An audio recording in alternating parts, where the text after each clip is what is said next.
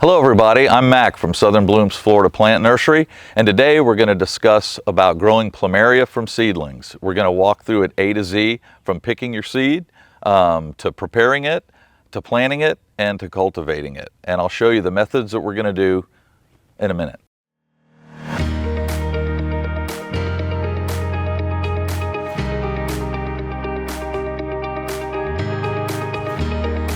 Next to me here we have a miniature called Boutique Plumeria, and as you can see it's full of a couple of seed pods here. And if you look, this is what they call a seed pod. Actually this will be closed together so it looks like a big cigar. Once the seeds are ready to be germinated, they open themselves like this, exposing the seeds as you see along the lining of the inside of the seed pod. Collecting Plumeria seed fresh, you can germinate them right away. So what we would do is basically you just pull these seeds out like this. In my hand you see that this is what they call the head of the seed and this is the tail. Very similar to a pine tree or a maple tree seed. And then all you basically do is want to take a tray like this where we already have our seedlings that are growing. You put them in a well-draining soil. You want to take it by the tail and take it over to the soil. And you can use your finger, you can use a pencil, but basically you just want to make sure that this seed goes into the soil just above the head of that seed and that the tail is sticking out. That way, not all of it's buried, but then you can also see when it starts to germinate. This part of this, the tail of the seed will typically sit on top of that Plumeria as it starts to grow so that you can see that pushes itself up out of the soil. And you're good to go. Watering every other day, place it in a part sun shade, and within about 5 to 14 days, the seeds will typically germinate when they're fresh. Now, if you do order seeds offline, or your seeds have sat out, or you'd have to wait to plant them, we do have another method of germination, which is called the bag method. That you basically take a Ziploc bag like this, paper towel or a napkin, you wet it, you take and place the seeds approximately a ½ inch away. And I always like to do alternate head, top and bottom. That way the roots don't grow into each other. And what you would do is place them like that.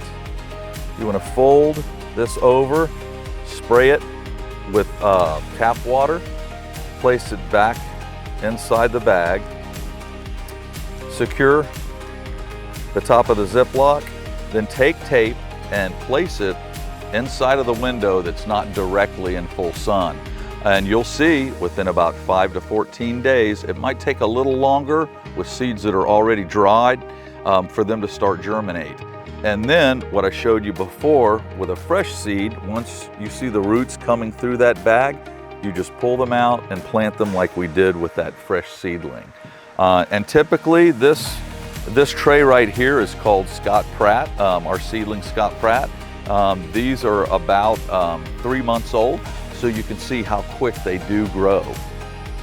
Now, the one thing about growing them from seed, the Plumeria, is the good thing is you're going to get a lot of plants right away. The one thing you do want to know, that if you're buying seeds from someone or you're harvesting themselves for yourself, they will not stay true most of the time to the parent plant.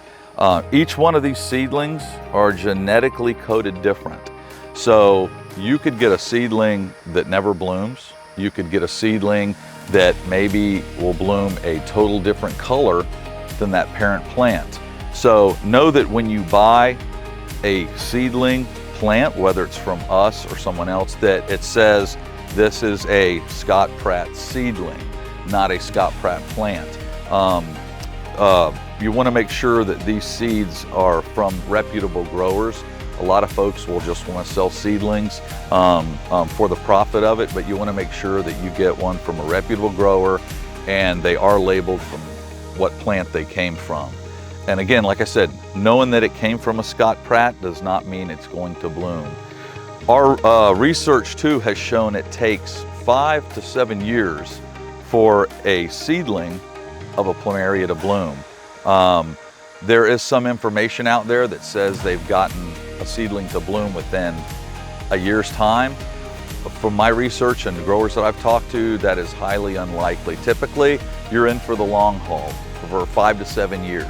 But you can get some really cool rewards to having a totally different type of Plumeria than you've ever seen before. And not only that, but to boot fragrance, and you'll have a lot of Plumeria in a little amount of time. And once your seedlings start to get about this size, which is about 3 to 4 months of growth, what you want to do before you transplant them into a bigger pot, or I would suggest in a pot not in the yard yet until it gets about a 3-gallon size, is you want to lift this up on the bottom of the tray and see if you have any roots that are exposed out of these drainage holes, which we don't here. So this is probably going to take about another month or 2 of growth until you see the roots coming out of the bottom of the drainage holes. I don't fertilize any of these at this stage yet because they're still young. They have young roots that can get burned, so I wait about another 4 to 5 months when I step these up into a 1 gallon, and then I'll go ahead and I'll put down a granular 12-12-12 to get the plant growing and get its roots established before you keep bumping it up. And then at that point, you can start to acclimate these guys into more full sun, because Plumeria do enjoy full sun to do the best, but as seedlings, we've had better success starting them out in a partial sun shade and then stepping them up into the sun as the plant matures.